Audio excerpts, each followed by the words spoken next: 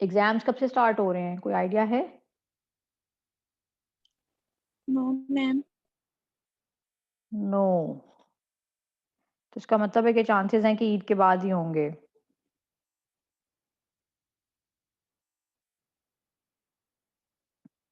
ईद का टाइम आप लोगों को पढ़ने में मिल जाएगा और ईद के बाद यूनिवर्सिटी ओपन सुना हो है ईद जाएगी। से पहले। नहीं, मुझे नहीं लगता। हो सकता है कि ईद के बाद ना आप लोगों का वो हो जाए, यूनिवर्सिटी तो ओपन हो जाए ना और एग्ज़ाम्स फिज़िकल में हो।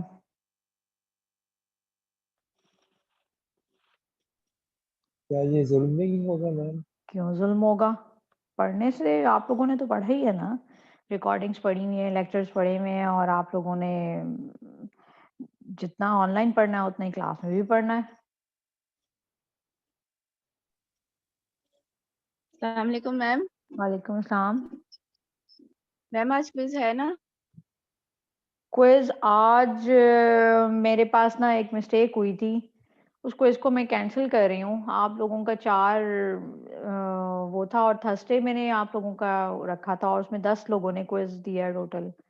ये देखो, आप दे लोगों दिया की क्विज? हाँ जी, वर्चुअल सिस्ट MIT 4 और उसकी जो टाइमिंग थी वो मैंने इवनिंग की कर दी थी थर्सडे की। ये आप लोगों के पास आ रहा है। नहीं, sorry, MIT 4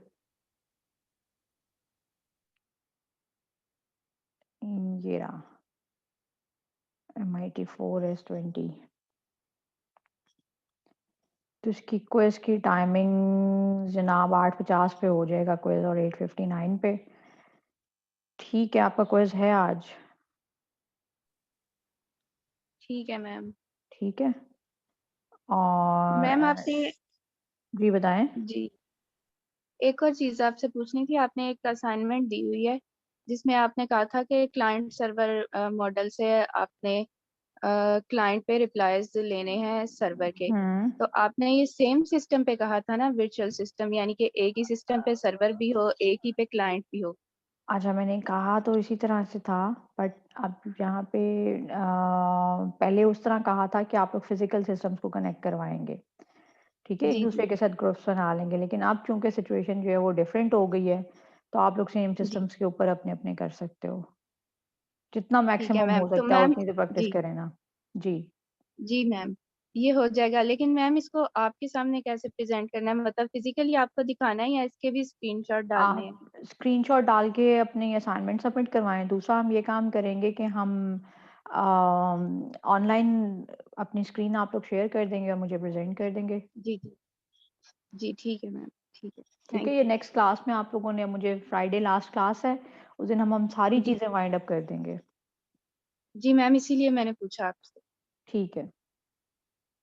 thank you okay, ma'am. Welcome. वो मैंने भी आपसे बात करनी। जी, बताएँ? मैम वो एक क्विज रहता था कुछ बच्चों का, वो प्रोजेक्ट के सिलसिले में वो मेन कैंपस चले गए थे। ठीक है। अच्छा, मैं ना उनको सॉर्ट आउट करने की कोशिश करती हूँ, जब हम नेक्स्ट क्लास में अपने सारे वाइवा और ये सब चीज़ें वाइंड अप करते हैं ना, तो फिर हम उसमें देख लेते हैं इनको। जी मैम श्योर। ठीक है? ओके।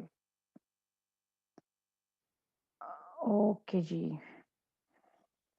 हम शुरू करते हैं। हम लोगों ने जो चीज़ें अभी तक देखी थी, उनमें हमने क्लाउड कंप्यूटिंग को हम देख रहे थे और मज़ीद जो हम जिस चीज़ को देख रहे हैं, वो हमारे पास क्या है, वो क्लाउड कंप्यूटिंग के सर्विसेज़ मॉडल आ जाते हैं।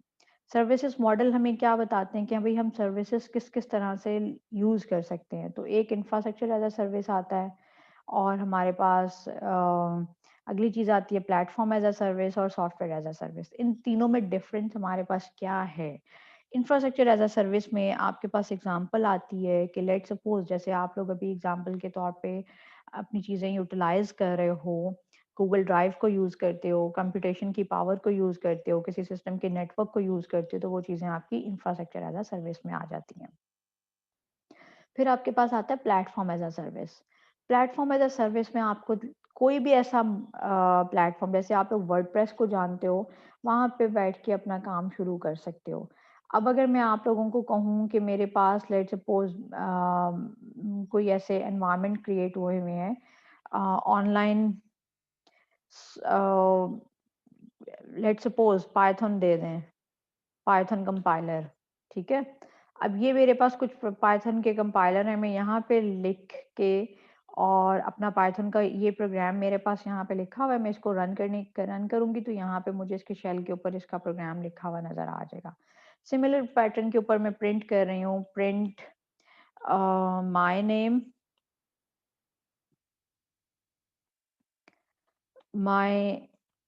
नेम, वर्चुअल सिस्टम क्लास, इसको भी रन कर लेते हैं तो ये मेरे पास यहाँ पे लिखा हुआ आ गया, ये आप लोग देख सकते हो, राइट। ये आपके पास आपको क्या प्रोवाइड कर रहे हैं, ये आपको प्लेटफॉर्म प्रोवाइड कर रहा है। किस चीज़ का प्लेटफॉर्म है, ये पाइथन को रन करने के लिए प्लेटफॉर्म है। ये आपको एक छोटी सी एग्जांपल दी है, ऐसा एनवायरनमेंट जो कंप्लीट आपको डेवलपमेंट के लिए प्रोवाइड किया जाए, जैसे एंड्रॉयड स्टूडियो की सारी फाइल्स आपके पास अवेलेबल हों, जैसे आपके पास Android studio online editor compiler, ठीक है। आप लोगों के पास ऑनलाइन कंपाइलर्स जिसके भी पड़े हुए हैं, ये आपको प्लेटफॉर्म एज अ सर्विस के तौर पे एनवायरनमेंट प्रोवाइड कर रहे हैं। इधर ही बैठ के आप अपना प्रोग्राम या काम जो भी कोड है उसको रन करोगे, उसको रन करने के बाद आपको कोई प्रॉपर इस तरह से इंस्टॉलेशन की या इन चीज़ों की ज़रूरत नहीं पड़ेगी। यहाँ पे अपना कोड लिख के उसको रन कर लो, रन करने के बाद आप जो है वो गूगल के platform as a cloud cloud as a platform को यूज़ कर रहे हो या सर्विस एज अ प्लेटफॉर्म को यूज़ कर रहे हो। आपके पास बहुत सारी एग्जांपल्स इसमें मिल जाएंगी, बहुत सारे इसमें सेटअप मिल जाएंगे। उसके बाद आप आ जाते हो सॉफ्टवेयर एज अ सर्विस को। सॉफ्टवेयर में आपके पास बहुत सारी एग्जांपल्स हैं जो आप डेली बेस के ऊपर यूज़ कर रहे हो। व्हाट्सएप की एग्जांपल ले लो आप, अपने पास सॉफ्टवेयर यूज़ करते हो जैसे फेस ऐप को यूज़ कर रहे हो या कोई और सॉफ्टवेयर जिसके ऊपर आप अपनी इनपुट दे देते हो, वो आपको प्रोसेसिंग करके आउटपुट दे देता है। तो ये सॉफ्टवेयर एज अ सर्विस के तौर पे। इसके अलावा भी आपके पास क्लाउड कंप्यूटिंग की बहुत सारी सर्विसेज अवेलेबल हैं, network as a service, storage as a service, security as a service, everything as a service.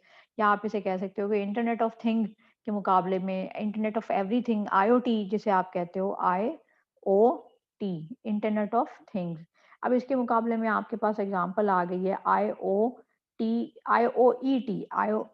का मतलब क्या है, इंटरनेट ऑफ एवरीथिंग। अब यहाँ पे आपको क्या मिल रहा है, नास, सास, डास और इन सब सर्विसेज को जब आप कहते हो कि एवरीथिंग एज अ सर्विस, तो AD इनकी जगह पे आपने X लिख दिया है, तो सीरीज को रिप्रेजेंट करने के लिए है। उसके बाद इंफ्रास्ट्रक्चर एज अ सर्विस में आपको जो जैसे मैंने अभी बताया कि very basic and widely use computing service है। नेटवर्क, स्टोरेज और फंडामेंटल दूसरी कंप्यूटिंग रिसोर्सेज आपको मिल सकते हैं। रिसोर्सेज आपको रन कर सकते हैं ऑपरेटिंग सिस्टम अपनी मर्जी से, या आपके ऑपरेटिंग सिस्टम आपके क्लाउड प्रोवाइडर की मर्जी से भी हो सकते हैं, उनकी मैनेज कर सकते हैं। The underlying infrastructure is manage by the cloud service provider. और इसको मैनेज कौन करेगा, जो सर्विस प्रोवाइड करने वाले हैं। मोस्ट केसेस में user is provided with the virtual machines, आपको वर्चुअल मशीन्स दे दी जाती हैं डाटा सेंटर्स में, और users have to install operating system and application on those virtual machines. Billing आपकी डिपेंड करती है कि जितना आपने अपनी कंजम्पशन की है, जितना आपने सेटअप को अपने यूज किया है। ये आपके पास कुछ कंपनीज हैं जो आपको infrastructure as a services provide कर रही हैं। प्लेटफॉर्म एज अ सर्विस के ऊपर आ जाते हो तो पास आपको क्या ऑफर करता है, software and product development tools offer करता है। और आप users could deploy an infrastructure self-employed and acquired applications created using programming language libraries, जितनी भी इसमें इन्वॉल्व होंगी वो सारे इसमें यूज कर सकते हैं। आपके पास कंट्रोल कितना है, आप सिर्फ और सिर्फ इंफ्रास्ट्रक्चर के ऊपर कंट्रोल नहीं कर सकते, आप सिर्फ नेटवर्क के सर्वर्स और ऑपरेटिंग सिस्टम और स्टोरेज के ऊपर अपना काम कर सकते हो। डिप्लॉयड एप्लीकेशन और पॉसिबली कॉन्फ़िगरेशन सेटिंग्स की आपके पास जो है चांसेस हैं कि आपको उसके ऊपर कंट्रोल बहुत कम मिले, हो सकता है कि ना भी मिले या मिल भी सकता है। Developer can create applications on the provider platform on internet without incurring the cost of purchasing management underlying hardware। अब मैंने आप लोगों को एग्जांपल दी है पाइथन के ऊपर, ऑनलाइन कंपाइलर पे जाके मैंने उसको कर लिया। मुझे अगर खुद अपने सिस्टम पे उसे इंस्टॉल करना होता और इंस्टॉल करके फिर उसके लिए CD खरीदती, फिर मैं उसके लिए लाइसेंस खरीदती, मैं उसके लिए और चीज़ें सेटअप करती, तो उन सब चीज़ों की मुझे इस वक्त जो है वो ज़रूरत नहीं पड़ी। मैंने ऑनलाइन अपना कोड लिखा, कोड लिख के उसको रन कर लिया, मुझे ऑनलाइन सारी चीज़ें अवेलेबल हो गई। एग्जाम्पल्स आपके पास हैं, अमेज़न दे रहा है, सेल्सफोर्स दे रहा है, गूगल ऐप इंजन दे रहा है, माइक्रोसॉफ्ट एज़्योर दे रहा है। इसके अलावा भी आपको मज़ीद प्लेटफ़ॉर्म एज़ अ सर्विस के लिए सिस्टम्स में मिल जाएँगी चीज़ें। फिर सॉफ्टवेयर एज़ अ सर्विस आप क्या कहते हैं कि बनी बनाई एप्लीकेशंस पड़ी होती हैं, आप सिर्फ इनपुट दे देंगे और उसको यूज़ कर लेंगे। साउथ क्लाउड प्रोवाइडर्स हैं जो एप्लीकेशन रन करते हैं और प्रोग्राम इंटरफेसेस इसके साथ काम करते हैं। Users do not have control over underlying cloud infrastructure और इंडिविजुअल एप्लीकेशन कैपेबिलिटीज़। एप्लीकेशन जिस पर्पस के लिए बनाई गई है सिर्फ उसी पर्पस के लिए आप उसे यूज़ करोगे और आपका किसी भी किस्म का कोई इंस्टॉलेशन की ज़रूरत नहीं है। Users don't need to even create, install, manage and application software in the cloud. आपने SaaS को देखा है तो applications do not have can have multi-tenant accommodation. Many users can use them at the same time. The billing for SaaS application is normally done on monthly, yearly basis. आप इसको utilize कर सकते हो according to your billing mechanism. फिर देखते हो तो आपके पास ये कुछ क्लाउड की सर्विसेज की ऑर्गेनाइजेशंस हैं जो आपको सर्विसेज प्रोवाइड कर रही हैं सॉफ्टवेयर एज अ सर्विस में। नेक्स्ट आप देखोगे तो आप क्या देखते हो कि सबसे पहले आपके पास क्या चीज़ आती है अमेज़न पे, सॉरी इन क्लाउड इंफ्रास्ट्रक्चर कौन-कौन प्रोवाइड कर रहा है, फिर आपको प्लेटफ़ॉर्म जिसके ऊपर आप अपनी डेवलपमेंट कर सकते हो। तो सबसे पहले क्लाउड का इंफ्रास्ट्रक्चर है, उसमें आपको IaaS मिल रहा है, फिर पास मिल रहा है। फिर क्लाउड इंफ्रास्ट्रक्चर से या क्लाउड इंफ्रास्ट्रक्चर के बाद पास से आप किसके ऊपर चले गए हो, सास के ऊपर चले गए। तो ये मॉडल आपके पास क्लियरली मेंशन किया जा सकता है कि software as a service Amazon की एग्ज़ाम्पल है, गूगल ऐप की एग्ज़ाम्पल है और सेल्सफोर्स की एग्ज़ाम्पल्स हैं। IaaS और IT cloud service infrastructure management कौन करता है? यहाँ पे आपको एक छोटा सा लिखा हुआ नज़र आ रहा है, manage by users. Traditional IT infrastructure जब आपके पास होते थे तो उसमें एक एक चीज़ कंप्लीट जो भी सेटअप आपके पास आया है उस कंप्लीट सेटअप को आपके यूज़र ने ही मैनेज करना है। और अगर आप यहाँ पे देखो मैनेज बाय क्लाउड प्रोवाइडर तो आपको क्या कुछ मिल रहा है, नेट कौन किसने इंफ्रास्ट्रक्चर एज अ सर्विस में नेटवर्क स्टोरेज सर्विसेज को मैनेज किसने करना है, क्लाउड प्रोवाइडर ने मैनेज करना है। Application data run time middleware ये आपके यूजर्स के ऊपर डिपेंड करेंगे। पास में आपके पास सिर्फ क्या होगा, आप डाटा को अपने मैनेज कर सकते हो और अपनी एप्लीकेशन जहाँ पे डेवलप कर रहे हो उसे यूज कर रहे हो या बना रहे हो वो आप मैनेज करोगे, बाकी सारा प्रोवाइडर ने मैनेज करना है। सास आप देखते हो तो सास में एक एक चीज़ आपका प्रोवाइडर मैनेज कर रहा होगा, आप सिर्फ यूज़र के तौर पे अपनी इनपुट देंगे और ये आपको आउटपुट दे देगा। ये आपके पास मैनेजमेंट के रेलेवेंट हैं चीज़ें। फिर आप देखते हो तो आपके पास क्लाउड कॉन्फ़िगरेशन कंप्यूटिंग के आर्किटेक्चर में क्या कुछ आता है। आर्किटेक्चर जो है उसको डिज़ाइन किया जाता है, डिफ़ाइन किया जाता है। तो इम्प्लीमेंटेशन आपके पास क्लाउड हर एक का डिफरेंट सिनेरियोज़ में डिफरेंट आर्किटेक्चर पॉसिबली हो सकता है। गूगल का अपना आर्किटेक्चर होगा, माइक्रोसॉफ्ट का अपना होगा और अमेज़न का अपना होगा, तो ये आर्किटेक्चर बिल्कुल डिफरेंट होता है। Cloud architecture typically requires multiple cloud components to communicate with each other and loosely coupled way में आप इसे कर सकते हो। और उसके बाद आप देखते हो तो मल्टी क्लाउड और इंटर क्लाउड फेडरेशन आपके पास क्या होती है। इंटर क्लाउड आपके पास फेडरेशन क्या है कि दो cloud interconnected global and cloud आपस में एक दूसरे के साथ मिलके काम करें। The cloud environment have cope with changes in offered resources and user requirement in the adaptive way. The simplest form of multi-cloud is the hybrid cloud. आपके पास आ सकते हैं have private cloud and some public cloud, इसमें example मिल सकती है। Advanced form of federated cloud की क्या है? It is motivated to balance the trade-off between cost and performance. फिर फेडरेटेड मल्टी क्लाउड आप फेडरेशन आपको साइट सर्विसेज ये सब आपको कंप्लीट मिल जाएंगी। फेडरेशन बना लेंगे, 4-5 क्लाउड सर्विसेज प्रोवाइडर्स हैं वो आपस में मिलके काम करेंगे।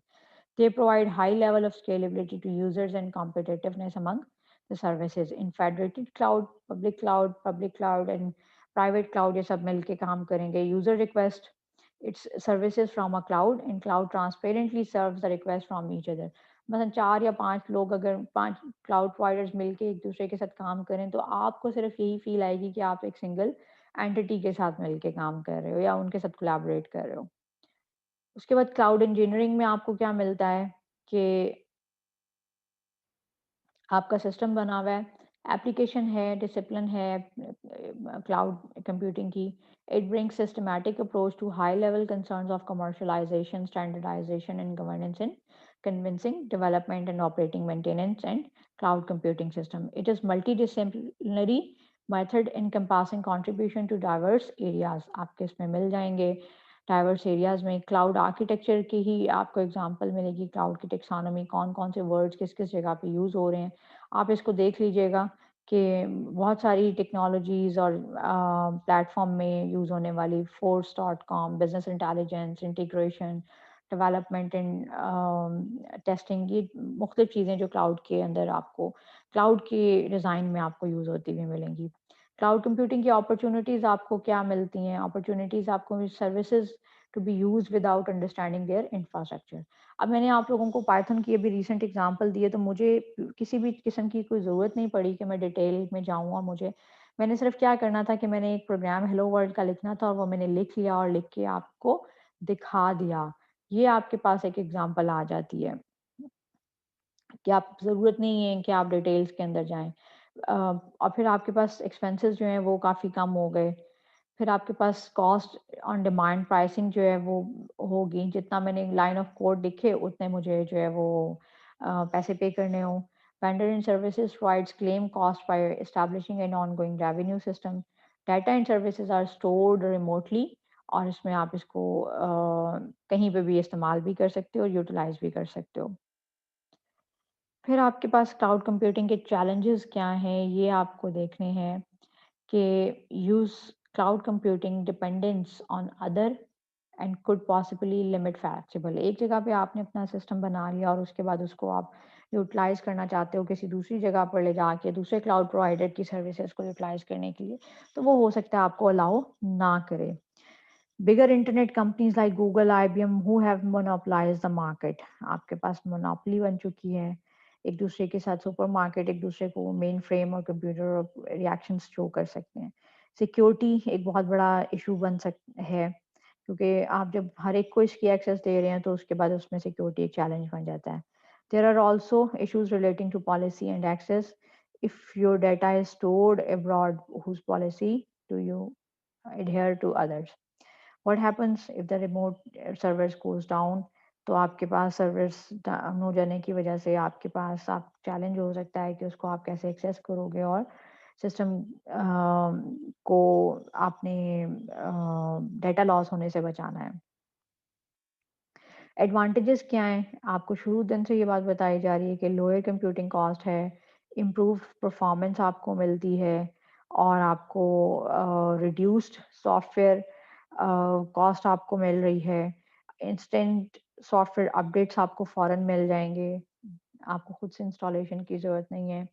डॉक्यूमेंटेशन के फॉर्मेट्स आपके इम्प्रूव डॉक्यूमेंट फॉर्मेट आपके पास आ गए हैं. जब आपने स्टैंडर्डाइज और स्टैंडर्डलाइज्ड वे के अंदर अपनी सारी चीज़ें रन करनी है, तो उसमें आपको मज़ीद डिटेल के अंदर जाने की ज़रूरत नहीं है कि कौन सा प्लेटफॉर्म किस तरह से काम कर रहा है. फिर अनलिमिटेड स्टोरेज आपके पास अवेलेबल है.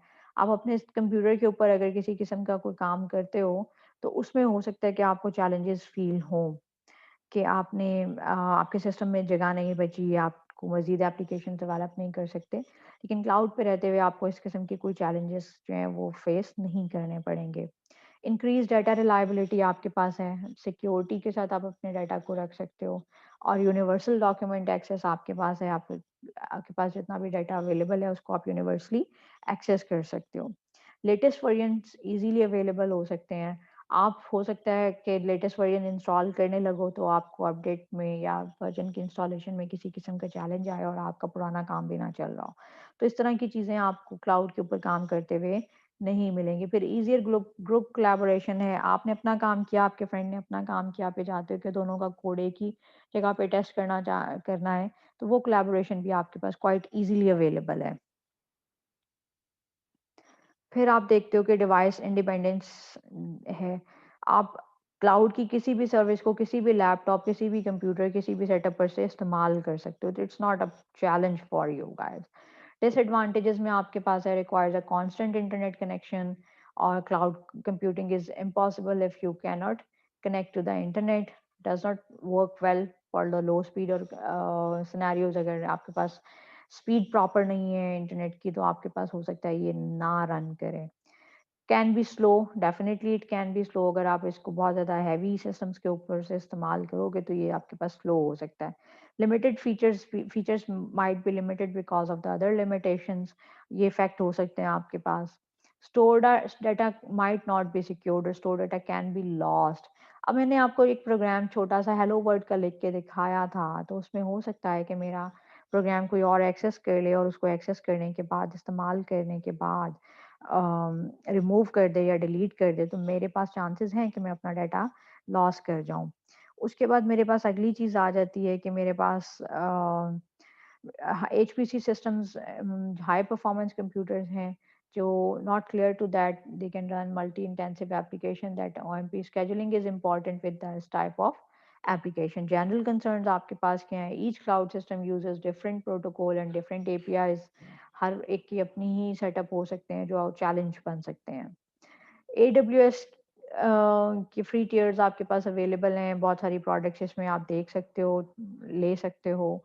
माइक्रोसॉफ्ट एज्योर आपको कुछ चीज़ें प्रोवाइड कर रहा है और गूगल के प्लेटफॉर्म पर भी ये चीज़ें आपको इंफ्रास्ट्रक्चर एज अ सर्विस के अंदर चीज़ें मिल जाएंगी।